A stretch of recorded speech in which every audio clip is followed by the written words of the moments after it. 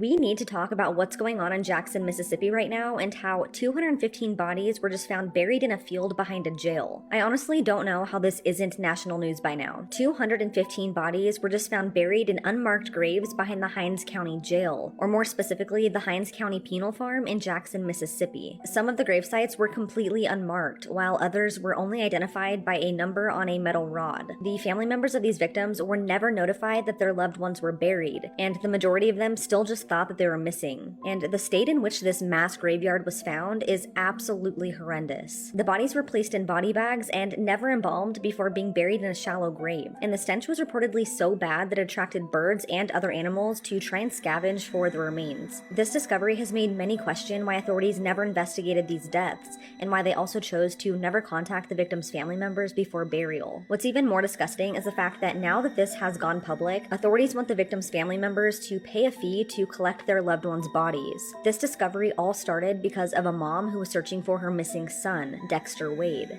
This is Betterston Wade, and she last saw her son Dexter on March 5th, 2023 around 7:30 p.m. when he left her home. After not being able to contact him, Betterston officially reported Dexter missing to police on March 14th, although at first she was hesitant to do so because she didn't trust the Jackson Police Department. Just 4 years prior, Betterston's 62-year-old brother died after a Jackson police officer slammed him into the ground. That officer was convicted of manslaughter, but he's currently trying to appeal. Because of this, she was scared to report Dexter missing to that same police department, but she ultimately thought that's what was best to try and find him. The case unfortunately was not taken seriously from the very start, as the initial investigator assigned to the case misspelled Dexter's name as Dester. But Betterston gave the police department photos of him and remained in constant contact for updates. She reached out to the police department multiple times over the span of months, but every single time they told her that they had no updates for her, which was not true at all. In fact, they knew where Dexter was from the very beginning.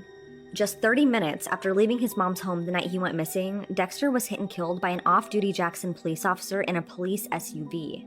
At the time of the incident, the officer was not cited for any traffic violations, he wasn't given a field sobriety test, and Dexter's death was ruled accidental. Now, Jackson police say they were unable to identify him at his time of death, but according to the autopsy, the medical examiner, and from Dexter's body eventually being exhumed, it was found that his driver's license had been in his front pocket the entire time. At first, Jackson PD said they couldn't identify him, but then they changed their story to say that they called Dexter's mom once to inform her of his death, but when she didn't answer, they never tried calling again, even despite the medical examiner giving them that information from the start.